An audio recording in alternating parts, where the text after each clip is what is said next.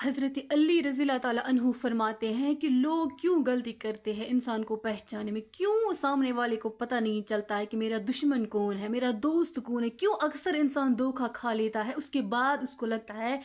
کہ یہ میرا دوست نہیں تھا یا یہ میرا دشمن نہیں تھا، یہ میرا حاسد نہیں۔ ایسی کیا وجہ ہے کہ جو انسان کبھی بھی ایک انسان کو پہچان نہیں پاتا ہے، جس کی وجہ سے انسان زندگی میں بہت سارے نقصان اٹھاتا ہے، کیونکہ وہ دشمنوں کو دوست، دوست کو دشمن سمجھ بیٹھتا ہے۔ اور فرمایا کہ یہ اسی لیے ہو رہا ہے کہ جب ایک انسان گناہوں کی کثرت جب زیادہ ہوتی ہے ایک انسان کی، کہ گناہ کرتا ہی رہتا ہے، اس کے بعد اس کے دل میں ایک سیاہ داغ لگ جاتا ہے، جس کی وجہ سے اس کی روح گندی ہو جاتی ہے۔ روح اتنی گندی ہو جاتی ہے گناہوں کی وجہ سے کہ پھر ہم کہتے ہیں کہ گمراہ ہو جاتا ہے انسان، نہ اسے کچھ سنائی دیتا ہے، نہ اسے کچھ صحیح غلط دکھائی دیتا ہے۔ اس کے بعد وہ انسان کو، اگر اس کو 100% آپ کو لگے کہ کوئی میرا دشمن ہے، اس کو تب بھی یقین نہیں ہوگا یہ میرا دشمن ہے۔ اس کو بتاؤ یہ آپ کا دوست ہے، وہ یقین نہیں کرے گا، کیونکہ گناہوں کی وجہ سے جو اس کی روح کی طاقت کمزور ہوتی ہے، اسی کی وجہ سے وہ اندھا ہو جاتا ہے، وہ صحیح غلط نہیں پہچان پاتا۔ ویسے ہی جو انسان جس انسان کے اندر نیکیاں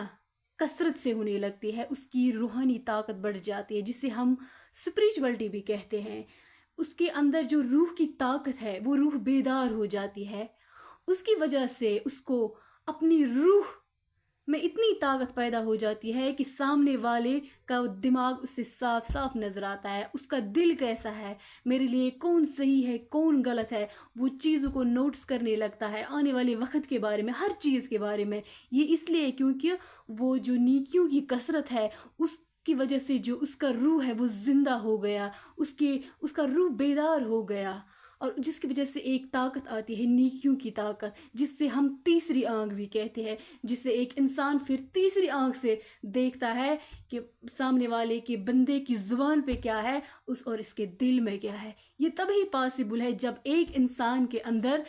نیکیاں کثرت سے ہوگی، جب ایمان ہوگا، اور جب تک آپ کے اندر ایمان نہیں ہوگا، نیکیاں نہیں ہوگی، آپ گناہ کرتے رہو گے،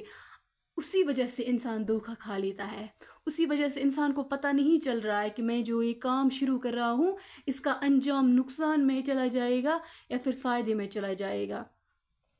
کیونکہ یہ اسی وجہ سے ہے کہ گناہوں سے انسان گمراہ ہو جاتا ہے، اور گمراہ ہونے کا مطلب ہے کہ اللہ تعالیٰ فرماتا ہے کہ میں کان بھی بند کر دیتا ہوں اس انسان کے اور اس کی آنکھیں بھی۔ اس کے بعد آپ کتنی نصیحت اس سے کرو، اس سے سنائی نہیں دے گا، اس سے آپ کتنا بھی صحیح غلط دکھاؤ، اس کو دکھائی بھی نہیں دے گا، کیونکہ اس کے بعد وہ کافر کے ساتھ جہنم میں جاتا ہے۔ یہی وہ چیز ہے، اس لیے ہمیشہ کوشش کرنی چاہیے، آپ جتنا گناہوں سے دور رہو گے، آپ کی روحانی طاقت اتنی ہی بڑھ جائے گی، اور آپ آسانی سے